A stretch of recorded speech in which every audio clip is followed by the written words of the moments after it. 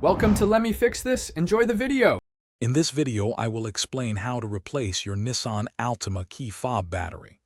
First, ensure you have a new CR 2032 coin cell battery and a small flathead screwdriver. A well-lit, clean workspace will make this simple task even easier. Having the right tools ready is the first step to a successful replacement, ensuring you can quickly get your key fob working again. To begin, locate the small release button on the back of your key fob and slide out the emergency key. Next, find the small slot where the emergency key was housed. Carefully insert your small flathead screwdriver into this slot. Gently twist the screwdriver to pry open the two halves of the key fob casing, separating them slowly.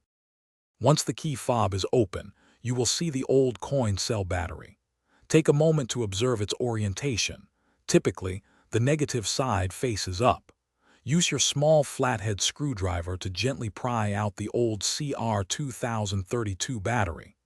Now, insert the new CR 2032 battery, ensuring the negative side is facing upwards, just like the old one.